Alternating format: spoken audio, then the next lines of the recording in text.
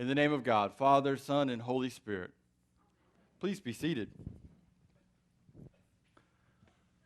Well, folks, that's another good gospel story if I ever heard one. Come on now.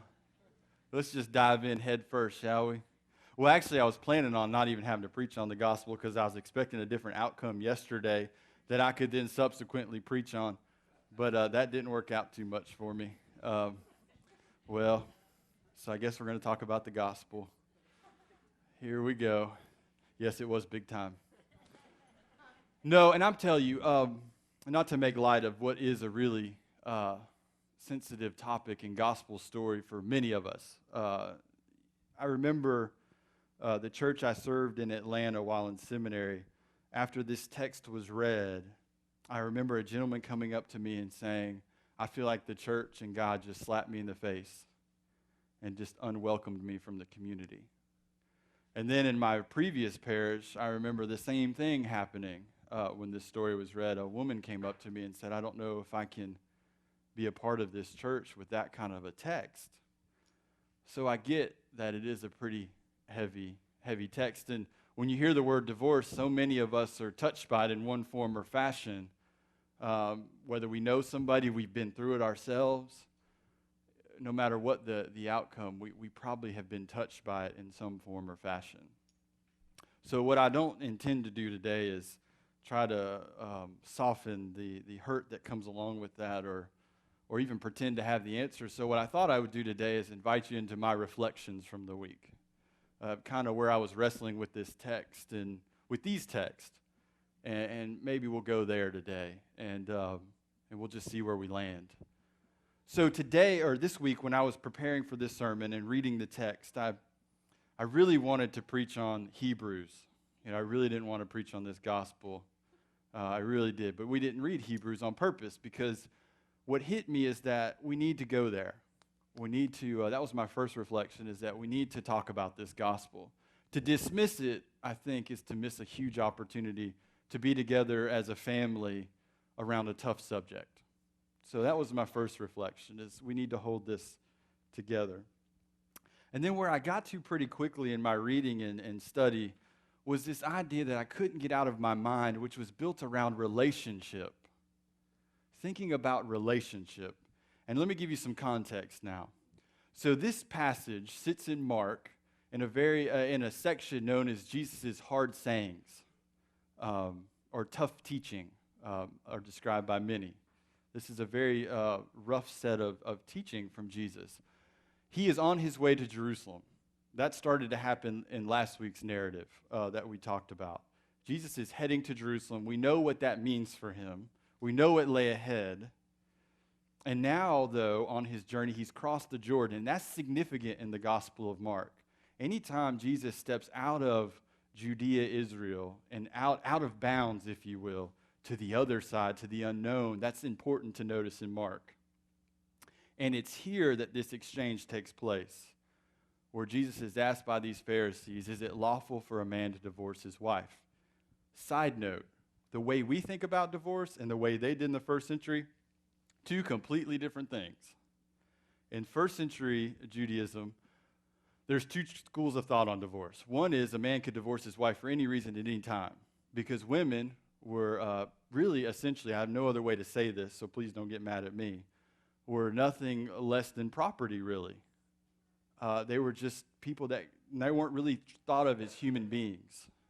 They could just be divorced, which could be catastrophic. The second school of thought said that, well, no, you can't really divorce your wife for any reason unless they wrong you in some way. And one Jewish scholar looks back on that to say that reason could be something as, and this is not meant to be funny, but it could literally be something as simple as burning his toast.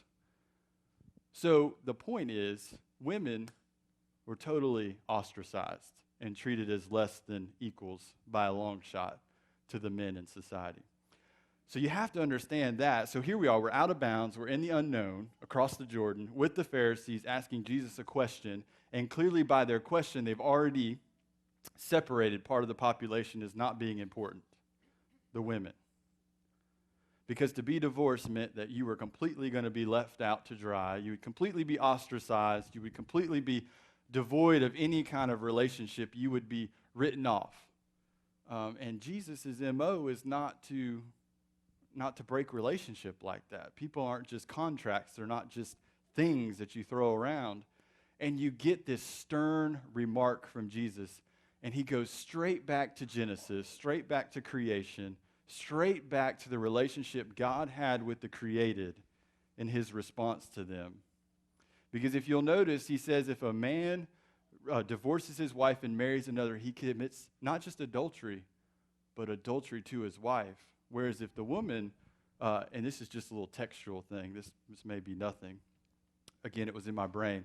But if you notice in the text too, if a woman divorces a man and marries another man, she just commits adultery. But he was really particular for the men to say, you commit adultery against your wife, not just adultery.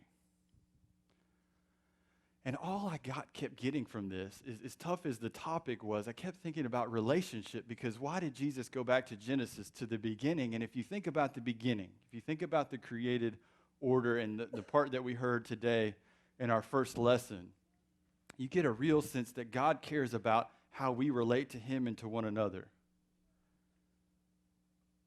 And yes, divorce is painful. I've never known a person to go through divorce and say, that was fun, let's do it again. Seriously, I've never met someone, even when it was amicable and it was the right thing to do, I've never met anyone who comes out the other side and says, well, boy, let's sign up for that next week. Because breaking relationships is not easy to do. It's not something that is fun. It's not something that we look forward to. It's not something that we enjoy, even if it is the best thing that we can do. Jesus sees in his worldview there that people are able to break relationships without caring about the other, without caring about the dignity of another human being, without caring about another person's, the fact that they were created as God's child too. In the divorce laws of the first century, they were able to be alienated, excluded, and you could just go on about your business as if you just sold a cow or bought a sheep. It just didn't matter. And you get a real sense in these teachings, and some that will follow that we didn't read today, that he is trying to drive home the point that we're bigger than a contract. We're bigger than just words on a page. We're God's beloved children. And relationship matters. And when you break relationships, I'm sad. You're sad. We're all sad. God's sad. I think we can say that. That's not something that's necessarily a bad thing. We're not perfect. We make mistakes. We mess up. But what we often fail to realize is that we all mess up. We all make mistakes. We're not all perfect.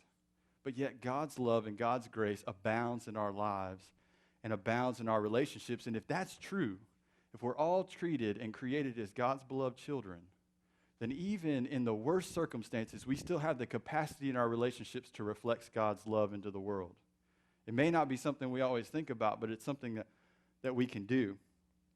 A few years ago, personal story I was thinking about too this week. It's not related to divorce, but related to relationship. Some years ago, my brother and I, who've always been close, been uber close, we would talk about everything. We'd have fun together. We played the same sports. I always was going to grow up to be like my brother. We got into a pretty nasty fight. And for a year, we didn't talk to each other. Which, if you can imagine how hard that is when all you've done is, he was kind of my best friend in many ways. He was my good friend, someone I could always call. To spend a year estranged from him was really hard to do. Now, I would say that he was wrong and I was right. I mean, that's the truth of the matter. But all that aside, in that year, that relationship was not expressing God's love in the world because neither one of us was loving the other. Neither one of us was putting our own junk aside to say, hey, how can we make this relationship work, even if it's not going to be the same, which it wouldn't have been the same, because we still went through it. We still had to go through that. It wasn't like we were going to forget what happened that led to our fight, which led to our estrangement. It's not like you magically forget. But during that year, we did not spend any time reconciling or expressing our love for each other. We just completely were devoid.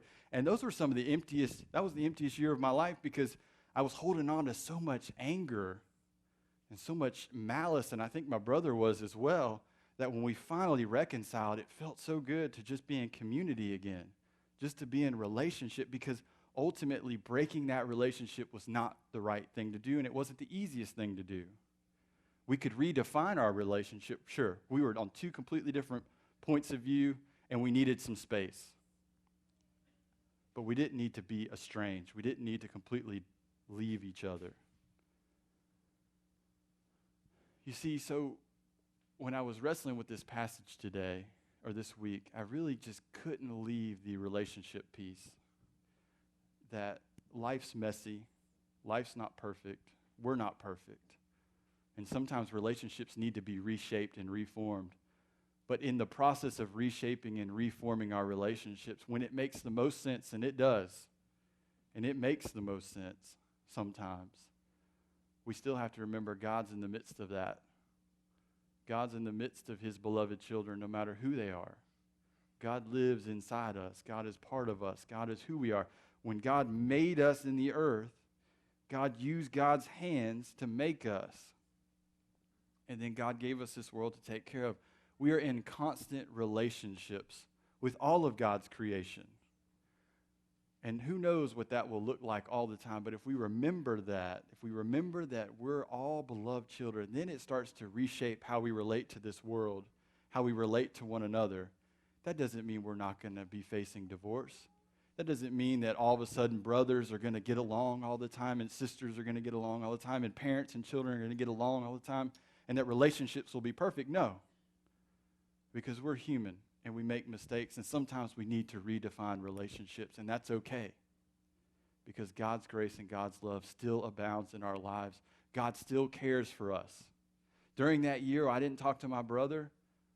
God still loved us. God was still there.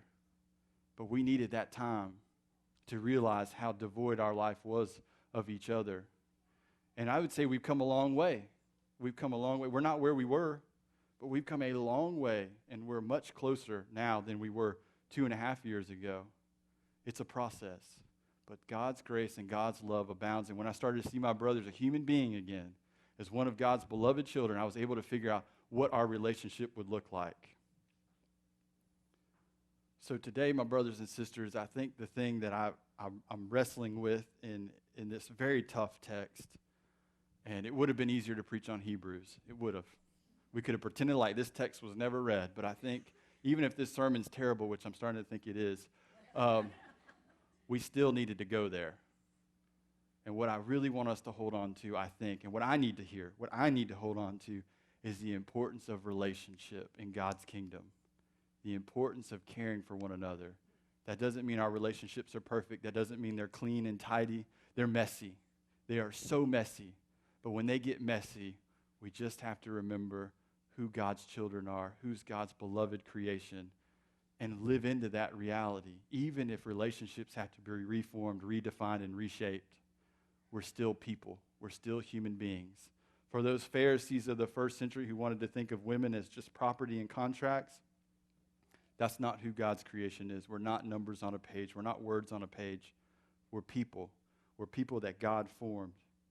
And it's hard, and it's really, really difficult, but we have to live into that reality. And that's where we begin to learn to love God and love each other. Because even in the mess, even in the messiest moment, God's love can still manage to be reflected on this world and in our lives. And we just have to remember how much God's grace and love abounds, and that we were never called to be perfect. We were never called to be clean and tidy. We were called to be God's children and do our best, and do the best we can at loving him and loving our neighbors as ourselves. Amen.